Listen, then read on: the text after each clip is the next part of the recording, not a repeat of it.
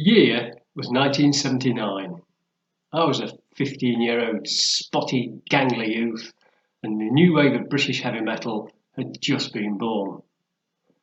Later in that year, I found this album in the stores, saw the cover, and I knew exactly what I wanted to do with my life.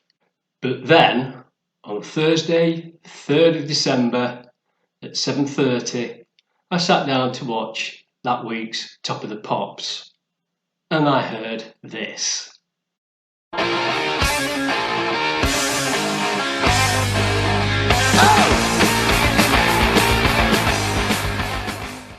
The band was, of course, Motorhead.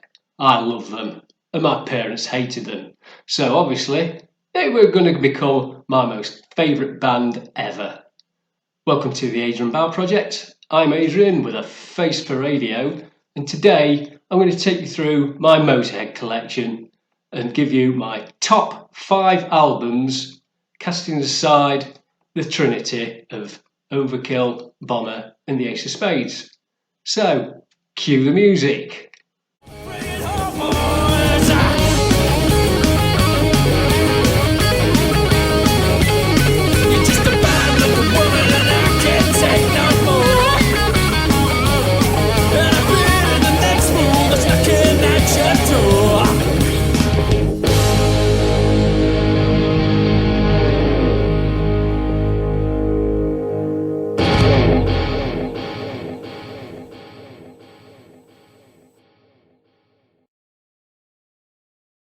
Just like to start off by saying this isn't me showing off, by any stretch of the imagination. I'd just like to share what my collection is with other fellow Motorhead fanatics. The collection I've got actually is about a quarter of what I used to have. It's like what all collectors do. It comes to a time where you have to sell on because you move house and you've got storage difficulties, or you look through in your collection, you decide 3 of the same thing is way too much. And of course, as soon as you get rid of it, you instantly regret it. I've done it in the past, and I'm sure many other people have. So let's kick off by looking at the vinyl albums. The first 3 we're going to look at are actually bootleg albums, I think. The sound quality on them are truly appalling, if truth be told. The first one is recorded live in 1978. This one was recorded at the Roundhouse when Motorhead were playing as Iron Fist in the Halls of Hell. It's a black vinyl. I'm not going to get it out, just normal black vinyl. The other one is Blitzkrieg on Birmingham. That's from 1977. That's another one is on black vinyl. So you've all seen a black vinyl album before. Again, truly awful sound quality, but it's there for a collector. It's nostalgic, must-haves. And this album is called 1977. It was released by a company called Riff 100. I think it was just a bit of a cash grab because it's more or less the first album re-released. I think the track order's different, but there we go. It's a collection. Got to have it in your collection, even if it's just, it says previously, unreleased recordings, which was at the time, even then, a bit of a fib. So there you go.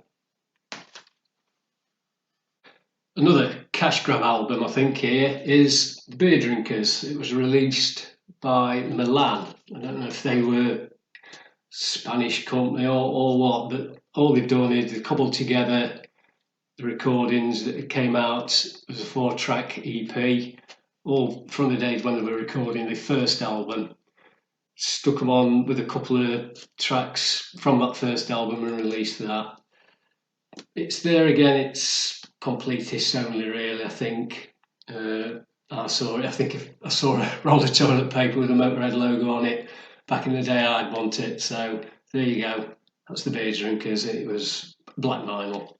Nothing special. So now we get into the meat and potatoes of the thing. I've got 2 copies of the first album. Unfortunately, I don't own a copy of the original release that had the Motorhead logo and the Warpig skull. I think that was embossed in silver on the original releases. I don't own that one. I'd like to have it for the collection, but I don't have it.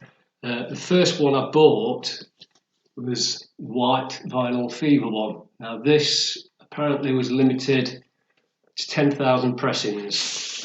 It's on the Chiswick label, and if you've never seen it, there we go. And of course, when this one came out, I had to have it as well. It's the exact same album, but inside you get some rare picks from 75, around the time when they were doing it, and it's on red vinyl. It's on the Big Beat label.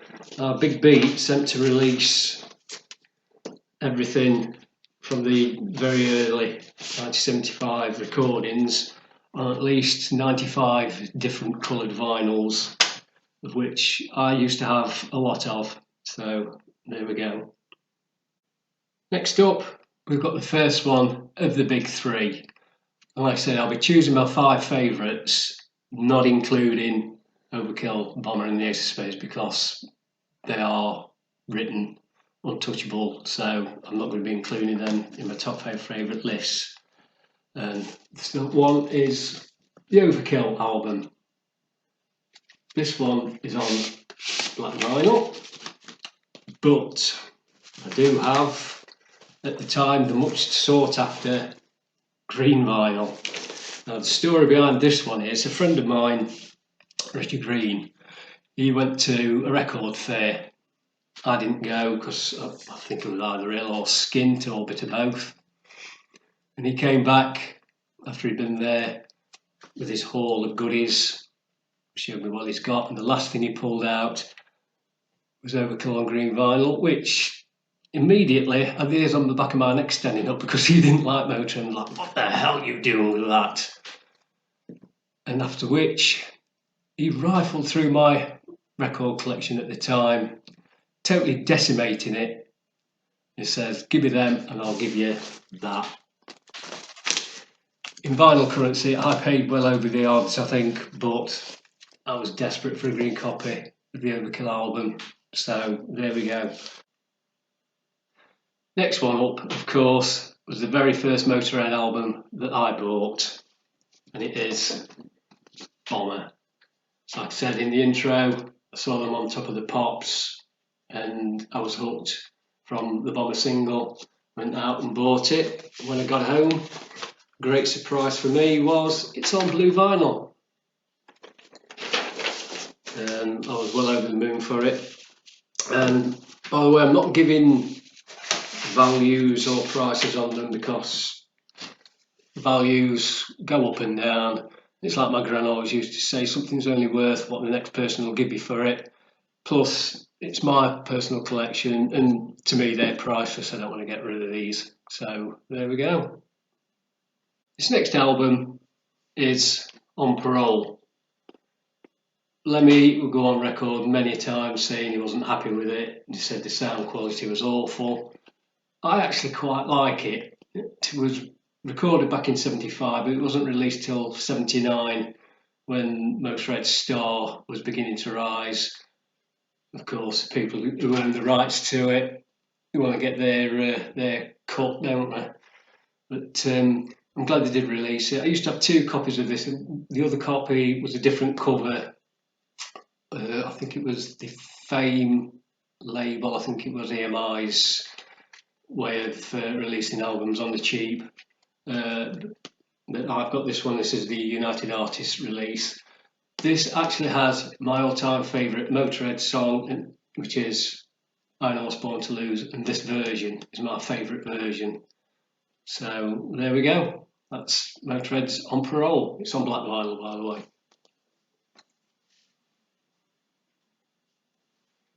Next one up, of course, it's going to be this one, isn't it?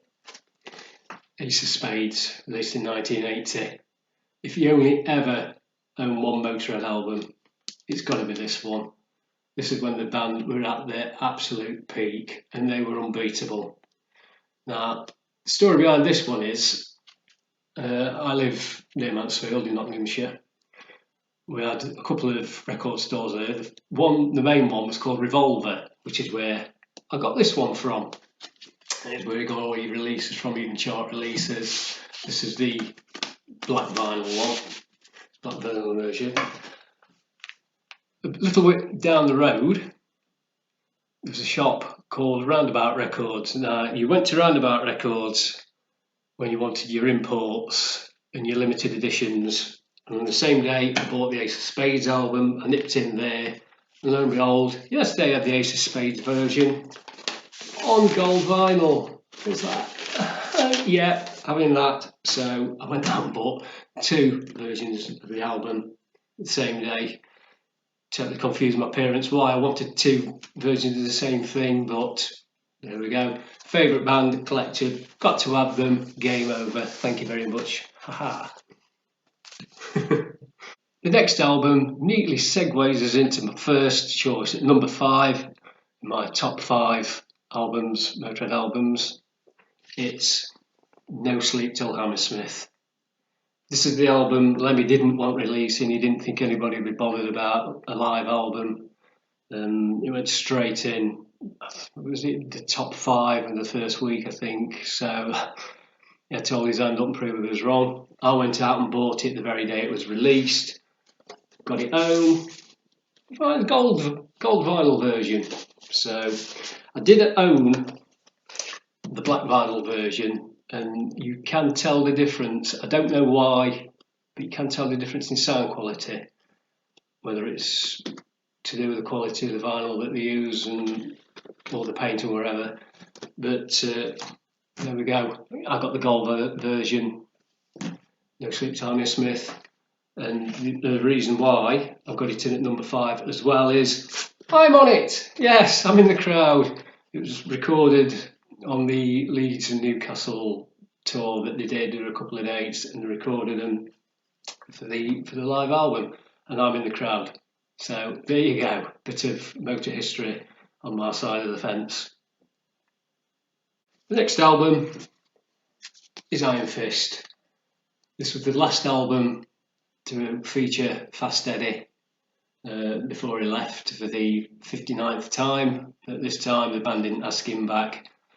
I actually went to see him on the Iron Fist tour before the album came out, and there was a delay releasing the album, so I'd not heard it. I read the reviews, they weren't very good reviews at all. I got it home expecting the worst, and I'm like, there's absolutely nothing wrong with it. There's people say you use rose tinted glasses to look back, but no, I like this album from the off. It's been a bit of a slow burner because I think nowadays it's not regarded as poorly as it was when it was first released back in 1982. So there we go, that's Iron Fist. This is on black vinyl, I do believe. I have seen a red vinyl version of it, but I've never owned it. This next album is a compilation album. It's called Motorhead Anthology, released on the Raw Power label, and it covers the band from the Bomber album, Ace of Spades album, and Another Perfect Day.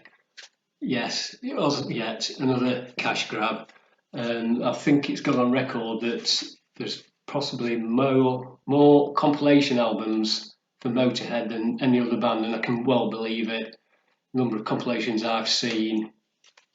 At the end of the day, they're a cash grab. They're just playing on the senses of idiots like me who see the logo, see the name Motorhead, got to have it. But when it comes to compilation albums, I do show a bit of restraint. So there we go on that one. This next album, possibly the most divisive album by Motorhead in their entire back catalogue, is of course Another Perfect Day.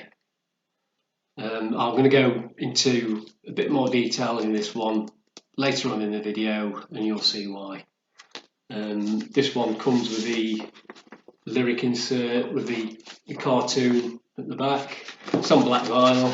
I don't know if there are any coloured vinyls. Usually weren't they cash grab kind of things.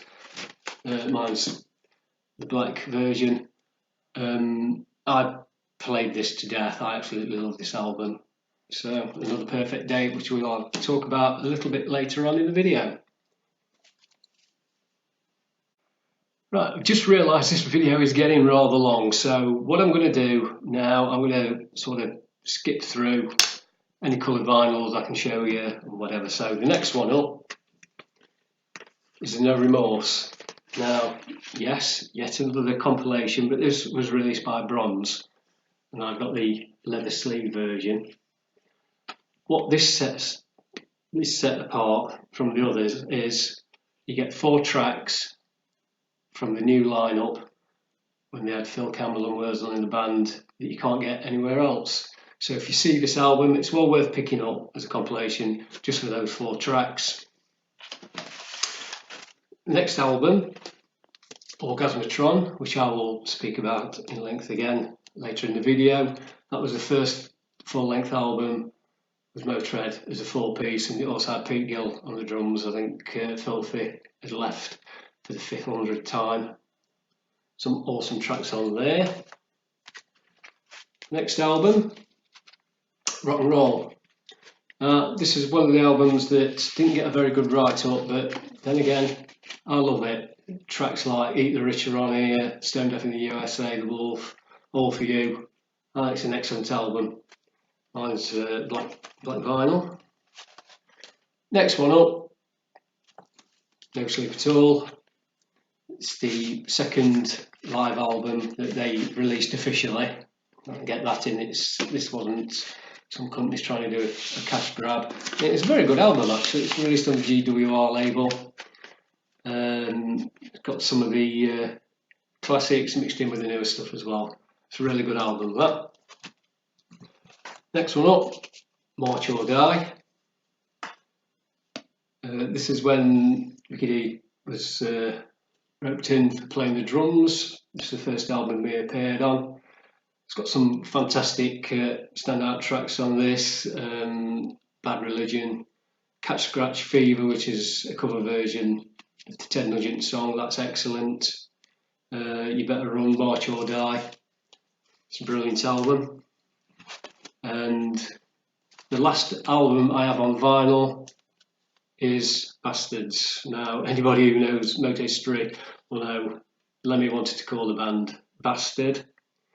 He was talked out to it because he said you'll never be on Top of the Pops being called that, which is why they called this album Bastards. There we go. It's got some brilliant tracks on it. Great album, well worth a listen. Go out and buy it now. Right, we're going to have a quick run through of the singles, both 7-inch and 12-inch, and I've got one 10-inch that I own. The first one up is the Beer Drinkers 4-track EP. I spoke about that earlier in the video, one of the releases. I've got 3 copies of this. Like I say, I was a collector. I've got the black vinyl version, but I've also got blue vinyl, and I have got a lovely pink vinyl one. Like I say, Big B, notorious for re-releasing the old catalogue. Just to part you with your money, did release it in multicoloured versions. I have seen other colour versions which I don't have. I've got 3 of them already, so there we go. Next one up is the Golden Years live EP. Absolutely love this record. It's Leaving Here, Stand Up Forever, Dead Maternal Tales, Too Late, Too Late. Got 2 copies of that. I got one free with an album. I can't remember which album it was, but I got one free with it. And also went out and I got the import version. Exactly the same tracks on it. It's just a different sleeve. I say, collector. Yeah, shoot me. The next one is the Ace of Spades 12-inch. That's just got Dirty Love on the B-side. The only difference between this and the studio 7-inch releases, it's a different picture of the lads dressed up as Santa. I think this was re-released around Christmas time. This one is the collaboration with Girls' School on Please Don't Touch. If you've never seen this one before, it's the 10-inch vinyl, and it's got Please Don't Touch on the A side. On the B side, it's got Motorhead doing Emergency and Girls' School doing Bomber. The other version of that I own is a Japanese import, which is this one, and it's got Girls' School doing Yeah Right on it. It's got this lovely big picture in the middle on the label, which is lovely. Moving swiftly on, I've got this. Now, this was a Canadian import. It's the Iron Fist single released, and inside you got a nice poster, a copy of the tour programme, which I'll show you later on, 12-inch single as a version. You also got a patch with it, but that's on my jacket. I'm not one of these that collects things and keeps them in cupboards away that's never to be seen again. It's there to be used. You've bought it, use it, you know, can't take it with you. Next one up, 12-inch version of I Got Mine. On the B-side of that, to turn you around again, and Tales of Glory. The band, what's happening with Phil here? I think he's doing a shop one for the ladies there, isn't he, really? Now, it's off the album, much maligned album that I actually love. 12-inch version of Shine, which is from that album as well. I actually love that album. Hoochie Coochie Man, Don't Really Religion are on the B-side. I think they are live tracks, those two. This next 12-inch is Death Forever. B-side is On the Road and Still Your Face live versions, all on the black vinyl. And the last 12-inch is Eat the Rich, from a film of the same name, which I've been trying for ages to get Eat the Rich on DVD. So if anybody knows where you can get hold of a Region 2 copy of the Eat the Rich film, I'd love to hear from you. The B-side of this is Just 'Cause You Got the Power and Cradle to the Grave. Both, I think, are live tracks. So there's a 12-inch collection. Apologies once again if I seem to be rushing through these. I didn't realise this video was going to be dragging on for as long as it does, and I for one don't like sitting through hour-long videos myself personally, so hopefully it's not going to be that long. So now I'm going to show you my 7-inch where misses. Right, the first one is Motorhead, the B-side of City Kids. That's a picture disc. Looking at both sides of there, I like that one. That version better than the black one. Don't know about you. Big Beat yet again. Same single from the first album. It's on pink vinyl. This one, it's on black vinyl. Big Beat, what are you playing at? Black vinyl, terrible. Same single. This one was the first single released on the Bronze label. I managed to pick this up at a second-hand store. So it is the original release of Louis Louis, Tear You Down, on the B-side. Next 7-inch is the Overkill single. Again, I got that from a second-hand store. Till Late on the B-side. Band looking mean and moody on the back. The No Class 7-inch, I used to have all three sleeves. There was one each for the band. Can't quite remember what happened to the other two, but I've got the Lemmy one. So there you go. No Class and Like a Nightmare on the B-side. The very first Motorhead record I owned, Bomber. Saw it on Top of the Pops, following day, went down to a record shop, bought it, and it was on blue vinyl. Fantastic. Win all round. Next one up is the live version of Motorhead taken from No Sleep Till Hammersmith. It got Over the Top on the B-side, which wasn't on the album. I think it's been on the newish re-release of No Sleep, I'm not sure. It wasn't on the original album. Now this is a homemade sleeve that I've got, because inside, how many of you people out there remember these flexi discs that used to get on front of magazines? And this is Motorhead's version of Train Kept a Rolling. It's a live version. I'm not sure what tour it was from. I think it might have come from the Ace of Spades tour. But I've not seen it around anywhere else. I'm not sure how rare it is, but I've got a copy. This one is the 7-inch picture disc of the Motorhead single from the No Sleep Till Hammersmith. Over the top on the B-side. This one is the Killed by Death single. Notice the chewed bit across the top. That's because my parents had a parrot, and like an idiot, they left my record box next to the parrot's cage. So she decided she was going to chew away at the top of my Motorhead single. So it's less Killed by Death and more Killed by Parrot. This one is the 7-inch version of Death Forever, and it's got the On the Road on the B-side. And my last 7-inch single is the one that started the end of the classic lineup. It's the Wendy O. Williams and Lemmy Stand By Your Man. Reportedly, Phil thought, Fast Eddie, thought it was in very bad taste. He wasn't happy with it. Thought it was an awful record, and he left. But on this occasion, the band didn't ask him back. So, that's all my vinyl. Moving swiftly on, look at my CD collection. Just a quick flick through these, because more or less what I've got on vinyl as well. There's the No Parole album, first Motorhead album, Overkill, Bomber, Ace of Spades. They've all got alternate tracks on like they do, half the time you wonder why they bother putting them on at all.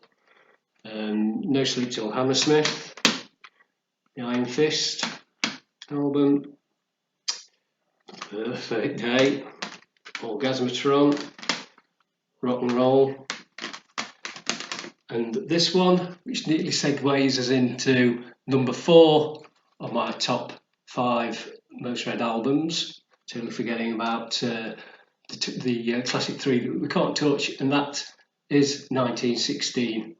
This album is amazing. It's one of those albums where you listen to and you think, is this Motorhead? Or is it somebody trying to sound like Motorhead, but in a good way? It's an excellent album. Ramones, Shut You Down, Want to Sing the Blues, No Voices in the Sky.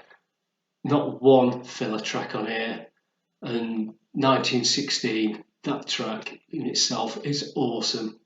If you've not got this album, go out and buy it now. It is absolutely fantastic. So number 4 is 1916.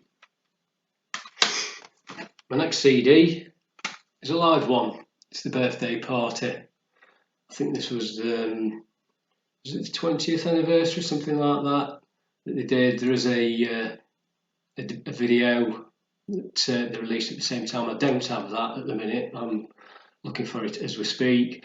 At the end, they had Phil Lynott come on. I think they had Fast Eddie on as well. Can't remember. It's been a while since I've listened to this. Sorry. Moving swiftly on, we've got March or Die, Bastards, Sacrifice, Overnight Sensation, Snake Night Love, We Are Motorhead, Hammered, Inferno, Kiss of Death,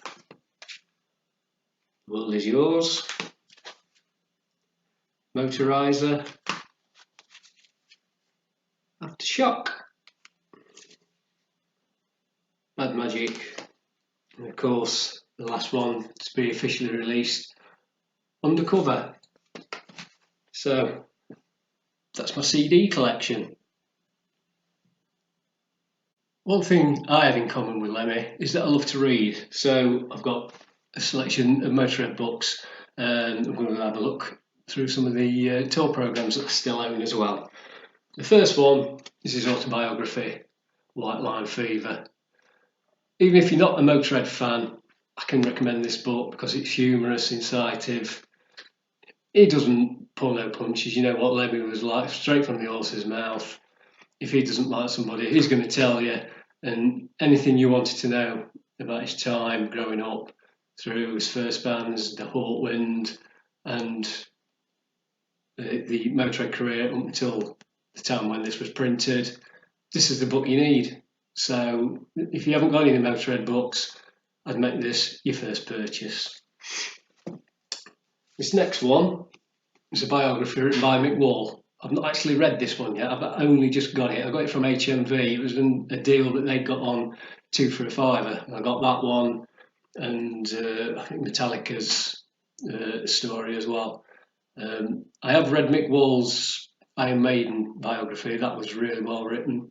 He knows his stuff, so I'm holding out for good things for that book. This next one that I've got here, to one side a minute, it's called Motorhead, Born to Lose, Live to Win. I bought this in 1981 for the princely sum of £1.25. It's very much of a fanzine kind of thing. I'm not sure who wrote it. I don't know if it was Alan Burridge or not too sure. And it's dealing with the times up to the Overkill album, I think it is. So it's a nice little edition that I've got. This one was another, it was sort of like history of Motorhead. This goes up to the Ace of Spades album. It's a nice little book actually. It's got details, song lists from gigs that they did, television appearances, nice little stories, backgrounds to the bands that were in. So yeah, if you can see, you can find that online or in a second-hand shop, I'd pick that one up. It's a really good book. This one is what Classic Rock, I think it was, and Metal Hammer got together to do after Lemmy had died. It's got absolute rundown on all the albums that they did from day one. Some pictures in that's not been seen before, anecdotes. Yeah, really good. It was £10. I thought was a bit pricey, but I'm a collector, so got to have it. Right, this in my collection is a fanzine, which was written by, is it Alan Burridge, his name? Yeah, it's a fanzine. I've got this 1981, I think it was. It is what it is. Back in the day, we didn't have internet and computers. This is where you get all your information from. Fans doing this kind of thing. Up next, we have got the Ace of Spades songbook. Saw this, had to have it. The chords in it, that's all you get. There's no guitar tab, it's just chord boxes in the old kind of style that they used to do. So just pick the bits out that you can in that. Those kind of things are usually written out by somebody on a keyboard, so they're not always 100%. Okay, first program is from the Bomber Tour. This is when I went to see the band on the Iron Fist tour. That's the Iron Fist program. That's the Ace of Spades tour. Didn't manage to get to see them on that, but a friend of mine went and he got me the tour program. This next one is like a little comic. I think it was from the Bomber tour, I'm not sure. I got this from a record fair. The bloke was virtually giving it away. I think I only got 50p or something. So I was having that straight away. Not sure how rare it is. I've seen these on eBay. It's a nice little sort of like Marvel kind of comic thing. This program here is, I think it was released around the time of the Overkill tour, I think somebody told me. It's got the advert for the White Vinyl Fever album that I've got, so yeah, I think it must have been around the Overkill tour when you got your hands on that. And the last one is Behemoth. Is when Motorhead played at Port Vale Football Ground in 1981, August 1981, which at the time the world's largest sound system was built. And stories go that people who lived around the area were phoning up and complaining because they couldn't hear the television sets over the bands. It's like they lived half a mile away, 3/4 of a mile away, and they couldn't hear the telly. So there you go. That's my books and my tour programme collection. Coming in at number 3 of my top 5 favourite Motorhead albums is Orgasmatron. Yeah, it was the first album, full-length album, to feature the 4-piece lineup. Pete Gill on the drums. Every track on it is a winner. Death Forever, Claw, Mean Machine, Built for Speed, and of course Orgasmatron itself. They had teased what we were going to get on the No Remorse album with the 4 tracks on there, and then they released this, and it was one of the best Motorhead albums to date. Absolutely love it. So at number 3, did I say number 3? I did. Yes. Having to check. I'm old. I forget things rather easily. Number 3 in my top 5, Orgasmatron. Right, time to have a look at my DVD collection. I know there's a lot more out there. It's just having the money to get them and finding them on Region 2. So if you see any that I haven't got in my list, just drop me a comment in the comments box and point me in the right direction. I'd be very, very grateful. Right, the first one is the Lemmy movie. If you've not seen this, what you're playing at, it is brilliant. It's a documentary, following him around, seeing his day-to-day life. Even more poignant now that he has passed away. Lots of live footage, behind-the-scenes footage, talking head sections about Lemmy. It's very well done. It could have made him into a bit of a cartoon character by unscrupulous people like they do with Ozzy sometimes. He's just turned into a cartoon character by some of these TV companies who think he's a big joke, which is absolutely wrong and they should be disgusted in themselves. But no, if you haven't seen this, well worth it. Rent it, buy it, it's fantastic. Next one up is Stage Fright. Now, I personally think this is the best live Motorhead DVD. It's the Phil Campbell, Tommy D. Lemmy lineup. You get your money's worth on this. It's absolutely fantastic if you've not seen it. If you've got to own just one live DVD, I'd make it Stage Fright. The next one up is Everything Louder Than Everything Else. It's just such a shame that there's only Phil Campbell alive now from the lineup that's on here. It's a great live video. It's not the best, but it's still very, very good. I like it. It's great. It's like I say, Stage Fright was done much better, but as a historical representation, well worth a listen, well worth a buy. That's Everything Louder Than Everything Else. This next one is the classic albums range. When there was telling the story of the making of the Ace of Spades album. Some nice little tidbits and banter in there. if you've not seen it. I think you can go onto Sky Arts. I think they've still got it if you've not seen it. So give it a watch. Very entertaining. This one is The World Is Ours. It's another one of the later live DVD releases. That's excellent. You get quite a few shows on there. 1, 2, 3 different shows on that one, so that's good. Next one is 25 Live Bone Shaker. That's when to celebrate the 25th anniversary of the band. The World Is Ours, Volume 1.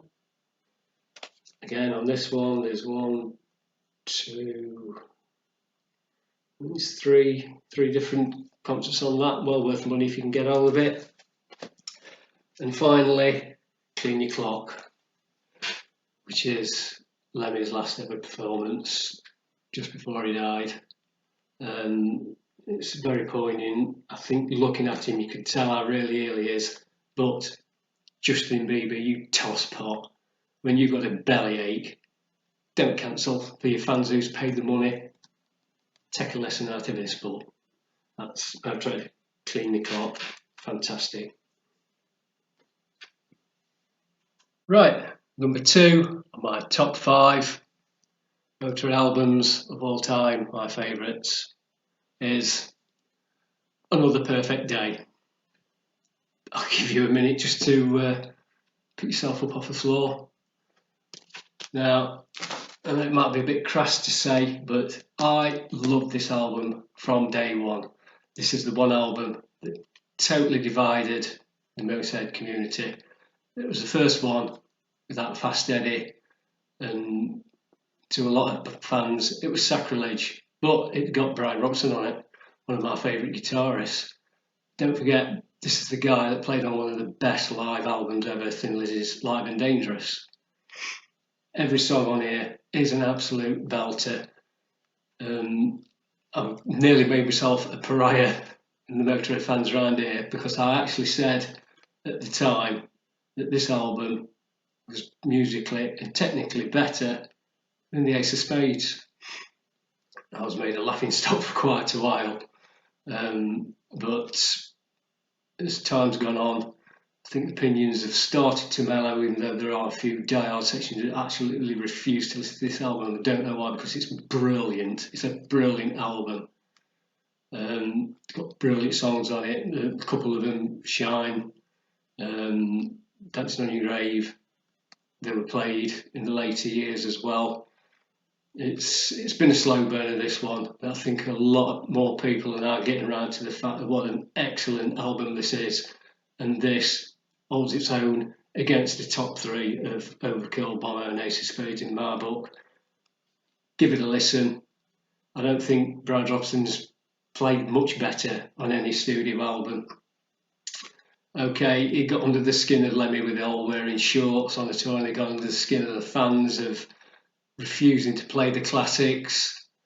That did tick me off when I went to see him on the tour and they didn't play Overkill and they didn't play Bomber.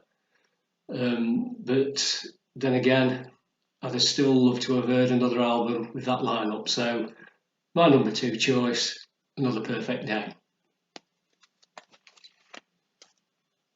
So before we get to my number 1 choice, just have a look at a few more bits and bobs that I've got. I've got a calendar from 2017. Now the reason I've saved that is because I have every intention of framing the photos, and these photos are brilliant. When I get round to it, I'm going to frame them. My birthday this year, my wife bought me the Overkill jigsaw puzzle. This company have already released as well the Bomber and the Orgasmatron, which I will be after. So I'll be making that. I might do a video on that as well. I saw Motorhead, I think 13, 14 times. I've only got 4 tickets left, but they're the tickets from Sheffield City Hall and Royal Concert Hall here in Nottingham. De Montfort Hall, Leicester. Like I say, over time you move house, things get lost, things get thrown away by accident, can't be helped. Got a promo photo of the Brian Robson era, which needs to be framed. One thing I'm going to be framing, I've got these 4 photographs, the classic lineup, and I will be framing them with my autographs. See if I can get that in there for you. Now, I'm going to hold my hands up and admit this, I never met the band. It's one of the things I could kick myself for. I've missed my chance now forever. But what it was, when I used to go see concerts, there was a bus company around my local area called Bailey's Coaches. You used to go on the buses by, and it was stipulated that as soon as the gig had finished, you were on that bus 10 minutes after, or you get left behind. So I never got to meet the band. However, a friend of mine, he went, I think his dad took him and his brother in the car, and he got to meet the band, and he got the signatures for me, which that is my pride and joy, that. Thank you very much.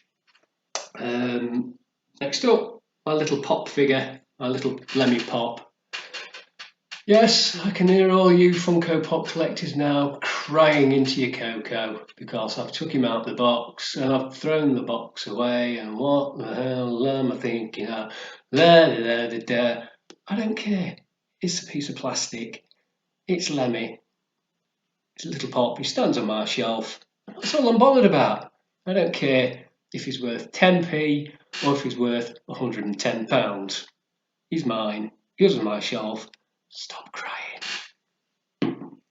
Okay, and finally, on my sundries is my collection of bootleg tapes. There we go, from different gigs. They're all around 1978 through to 1981. I haven't actually got a tape player to play them on, but I know there's been a couple of new releases just lately where some of these gigs are actually on there. So if you're that interested in listening to them, get the CDs. So there you go. And that's all my sundries, I think. Oh, apart from there's me big Lemmy poster behind me, and my lovely stepdaughter bought me a signed photo. I don't think it's proper size. A copy of it, but it's still nice in the frame as it is. So thank you very much, Rebecca. Okay, here we are, number 1. Which Motorhead album is it? Let's give you a few seconds, see if you can name it. No, not that one. Say again. No. Like you're thinking there, but no. Well done, you. Well done. Yes. Inferno. Absolutely love this album. This album is the Lemmy, Mickey D, Phil Campbell lineup at its absolute best. Killers, In the Name of Tragedy. What more can I say? Every song on here is an absolute belter. I love this album. When I first got it, I must have played it twice a day, every day for at least 3-4 months. If you've not heard it, go out and get it. Motorhead's Inferno, fantastic album. So that's my Motorhead collection there. Like I said, it's not the biggest, but it's mine. So just give you a bit of a better, closer look at some of them. I've done a little bit of a photo montage, sorry, a bit windy there, for you to have a look at. So here we go.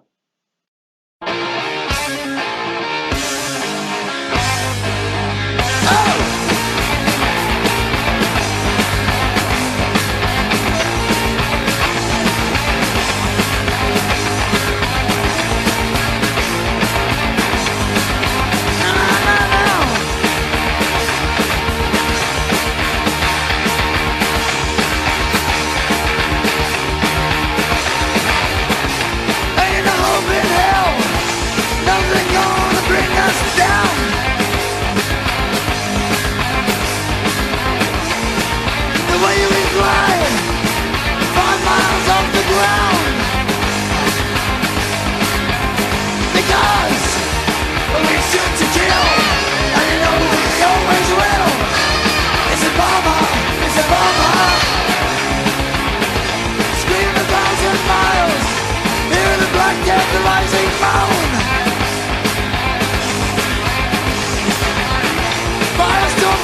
closer, napalm to the bone.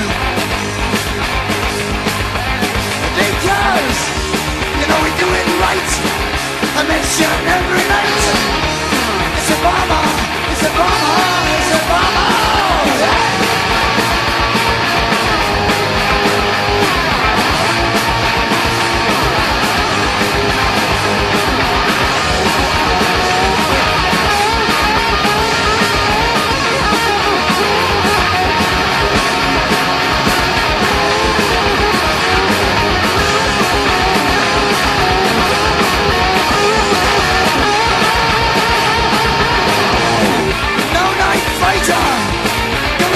Getting through.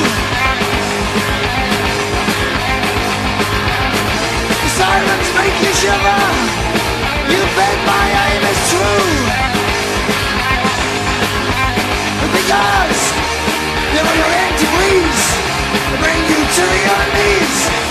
It's a bomber, it's a bomber, it's a bomber. Oh!